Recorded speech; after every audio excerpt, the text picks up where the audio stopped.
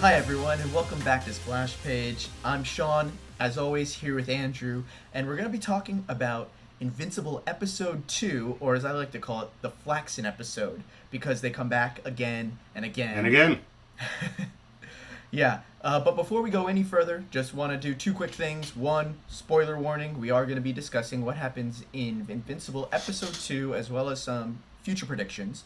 And then mention our giveaway. We are giving away a copy of Invincible 19, which is the first appearance of Battle Beast. To enter, all you have to do is subscribe to the channel, like the video, and leave a comment. And then we will choose one person at random once we reach that 100 mark to get this comic. So you'll have a 1 in a 100 shot to get it. Alright, so we start episode 2. All of the Guardians of the Globe are dead. The government officials walk into the Guardians headquarters and they just find everyone dead on the floor. Omni-man is just barely alive. They clamp onto Immortal's neck that manhole cover. Did you see what that was? Yeah, they just kind of clamp it on him. His body jumps back up for a second, punches someone in the face, and goes out. Which is weird to me. Like, okay, this is a spoiler alert, but it seems like it's going to come up. Immortal is going to come back to life, right? Yeah, I mean, his name is Immortal. So He's the Immortal. I think if he didn't come back to life, it would be a big miss on the comics part. Yeah. But I agree with you. It's strange that they show this.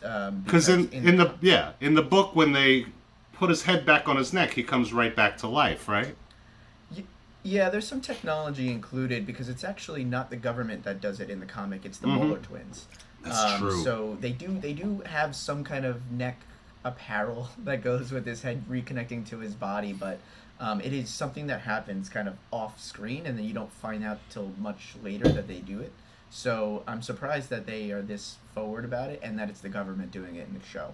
Yeah, you know what? You are right. I forgot about all that technology that the Maulers used to put him back. Mm-hmm. So they do change that up a little bit, but I guess for story arc, it makes sense in the show this way. Mark and Deb are approached by the government agents, and they're taken to the hospital where Omni-man is not looking good. Just beat up, out on the bed, unconscious. In the comic, I believe Omni-Man is able to leave that fight.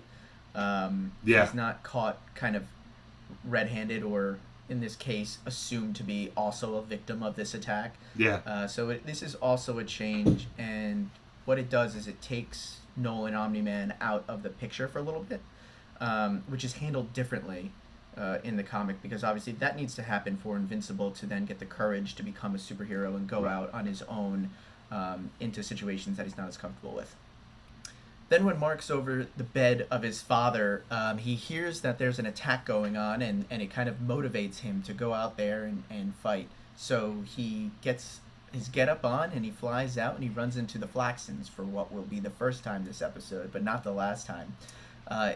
Which was straight out of issue 3, I think, right? Yes, yeah, and in this fight, it's the first time he actually faces a foe that is killing people. So blood is shooting everywhere. The Flaxens are shooting innocent people, and this really affects Mark. You could see that this bothers him so much because his only other fights before this were other super powered people with no innocent bystanders. So what ends up happening is he finds an old woman who was hurt and kind of in the crosshairs of the battle, and goes to save her. But by attempting to do so, he flies so fast, he gets hit. He ends up hurting her even worse. I did like this kind of Saving Private Ryan image of superheroism, where you don't see that in the books, where all of a sudden he just has that moment of, oh my god, this is real, people are dying. You in the comic, it was like a page or two and they fought him and beat him. Here you can see they're killing people. It gets gruesome. Yeah, it does. And the big difference here is that the teen team comes to help out Mark. In the comic, I believe, Omni-Man is still around and not unconscious. So Omni-Man and Mark fight the Flaxens together. But here it is the teen team. They fly in. And just a quick breakdown on who they are. The leader is Robot. He is just that, a robot. And, you know, he's super strong, but he's also a tactical genius. So he is the leader of the teen team. Next we have Adam Eve, who is you find out later in this episode, a student at the high school that Mark goes to. Her powers are the ability to change the molecular structure of anything. So, if someone throws a rock at her, she could turn it into a rocking horse and ride it away. But seems useful. It's really like an omega power here. So they kind of fluctuate with what she can do with it throughout. But she's obviously a very major character moving forward. We then have Rexplode, who is Eve's boyfriend, starting the series. And his powers are similar to Gambit, where he can like supercharge an object and then throw it and it would explode. He's also kind of a dick. He very much doesn't get along with Mark at first, and it kind of seems like a bad fit for Eve to date him, but who am I to judge? Love is love. And then finally we have Duplikate, who her name is Duplikate, her superhero name is Duplikate, her actual name is Kate, and her ability is to create duplicates of herself. So Duplikate's a perfect name for her. She can create as many duplicates as she wants. And as long as one of them is still alive, she is still alive, because there's no primary source. They're all the primary source. That was really a lucky coincidence that her name is Kate and she can't duplicate. Yeah, absolutely. My name is Duplikate. My real name is Jennifer. Even more amazing than the powers of the teen team is the voice actors behind them. We've got Jillian Jacobs playing Adam Eve. She's been in Community. She's been in Love. We've got Rexplode, played by my favorite voice actor of all time, Jason Mantzoukas. He's been on The Good Place. He's been on The League. He's been on Brooklyn Nine-Nine. Yeah, everything. If there's a television show that's been on in the last 10 years, he's been on it at least for an episode or two. He's unbelievable. And Robot Zachary Quinto, who was Spock for a minute. So then we jump back to the Guardians of the Globe lair, where Cecil's looking around, he kicks everyone out, and Damien Darkblood shows up, who is the demon detective who, in the comic books, is drawn to look exactly like Rorschach from The Watchmen. I guess there were some visual copyright issues. He doesn't look exactly like Rorschach anymore, but he still talks and acts like the character. Coming in. He's got some powers. Here's something I like about the TV show that really added to the books. All of these characters who only showed up for like a panel or two are now fully fleshed out and have powers. Because he's able to touch the blood and kind of get a glimpse of what happened and start to piece together what occurred here. Yeah, it's cool. I like that addition as well. And then another nice little thing that they did is you can see that the temperature drops significantly when he's in the room. They do that by showing the breath of the people talking. So just like he's there, he's invisible, he's doing his thing, but you can sense him being there because the room gets colder, like a sixth sense kind of thing. Yeah, that's pretty cool. I didn't even catch that watching it. So we jump from there to the second Flaxen attack, which I'm going to call issue 14, I think, is the second Flaxen attack in the comic series. Where they come back like 3 days later, but it's been decades for them because of their whole time travel thingamajig. And all of a sudden, they're a lot stronger. They've studied that fight. They've prepared. They're ready this time. Yeah, absolutely. And the thing, too, that I love about it is they bring back the Flaxen with the scar on his face, who now appears to be kind of their leader if he wasn't originally, which is great because now you have that sole focus of like, okay, so this Flaxen is the bad guy. Yeah, we have a face in this sea of identical faces. So then the smartest man in the room, Robot, does his calculations, figures out that they're so much stronger, they're not aging out because of the wristbands that they're all wearing. They all start targeting the wristbands. Robot figures out the frequency that they run on and just kind of takes them all out in one blow of sound. Yep. I guess. Yep. And that causes the Flaxens to retreat for what would be the second attack. So get prepared for another conversation about the Flaxens. But more importantly, after that battle, Nolan wakes up and appears to be his normal self until he's leaving the government facility, and I think it is the Pentagon's basement. And he's very stern with the nurse there to get his costume back. He definitely does not want to leave his costume there, any kind of DNA evidence of what happened with the Guardians of the Globe. Yeah. Well, there is that whole where Mark sees the woman he saved is no longer there. She did not make it, and Nolan's just like, you know what? That happens.